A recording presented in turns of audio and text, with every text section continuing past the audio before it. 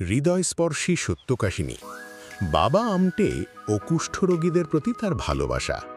ভারতের মহারাষ্ট্রের এক সচ্ছল পরিবারে জন্ম নেন বাবা আমটে। শৈশবে বিলাসী জীবন, শিকার আর আনন্দেই কেটেছিল তার দিন। কিন্তু একদিনের ঘটনা তার পুরো জীবনটাই বদলে দিল। এক রাতে রাস্তায় হেঁটে যাচ্ছিলেন তিনি। হঠাৎ দেখলেন এক কুষ্ঠরোগী মানুষ অন্ধকারে বসে কাঁদছে। তার শরীর পচে যাচ্ছে, গন্ধে মানুষ দূরে সরে যাচ্ছে, ভয় কেউ এগোচ্ছে না। আমটের নিজেরও শরীর কেঁপে উঠল, কিন্তু তিনি পিছিয়ে যাননি। তিনি নিজের হাত দিয়ে সেই কুষ্ঠরোগীকে ধরে দাঁড় করালেন।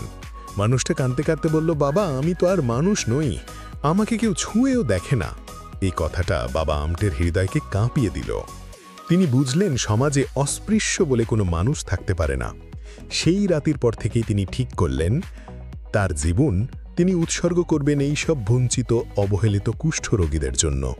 ধনী পরিবারের বিলাসী জীবন ছেড়ে দিয়ে তিনি নিজের স্ত্রী শতনাম আমটেকে সঙ্গে নিয়ে গড়ে তুললেন আনন্দওয়ান, একটি আশ্রম যেখানে কুষ্ঠরোগীরা শুধু চিকিৎসা নয়, নতুন করে বাঁচার সুযোগ পেল।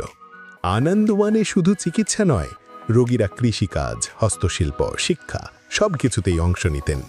সমাজ যাদের দূরে সরিয়ে দিয়েছিল, বাবা আমটে তাদের ফিরিয়ে দিলেন আত্মমর্যাদা। একজন রোগী পরে বলেছিলেন, আমরা ভেবেছিলাম আমাদের জীবন শেষ, কিন্তু বাবা আমটে আমাদের শিখিয়েছেন আমরা এখনো মানুষ, আমরা এখনো বাঁচতে পারি, স্বপ্ন দেখতে পারি। বাবা আমটে কুষ্ঠরোগীদের কাছে শুধু চিকিৎসক নন, ছিলেন পিতা, বন্ধু ও আশা। তার এই অসাধারণ কাজের জন্য বিশ্ব তাকে সম্মান জানিয়েছে।